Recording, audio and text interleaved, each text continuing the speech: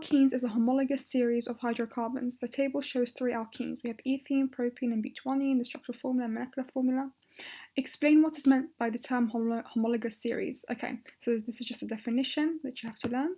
So it's a series of organic compounds with the same functional group, with each successive member differing or differs by CH2. So each member that comes after each other will be bigger by CH2.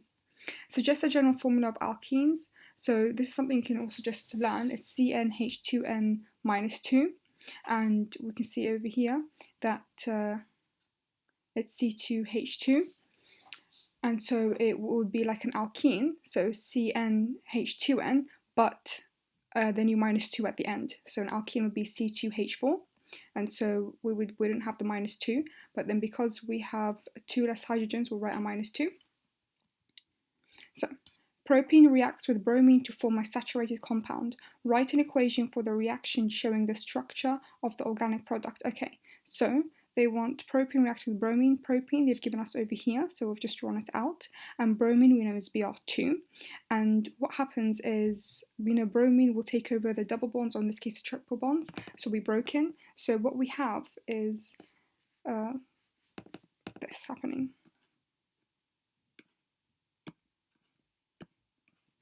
And this is broken, so this is our CH3, and this is our H over here, and we've got 3 H's here.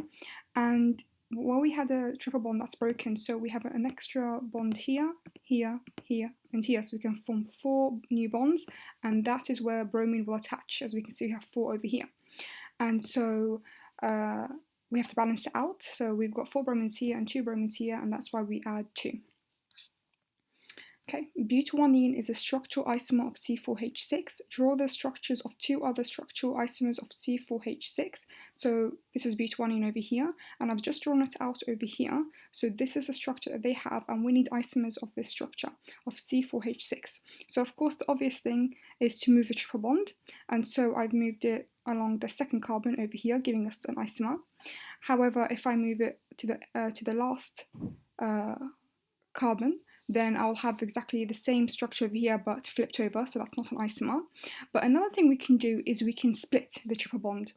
And we can do this because at the end it will still give us C4H6, the same as butyronene. And so what that means is that you don't actually have to keep the triple bond, all you have to do is keep the same figures that we have over here. So we have C4H6, so this counts as an isomer because we still have C4H6. So that's another thing to note down, is you can actually split the triple bond.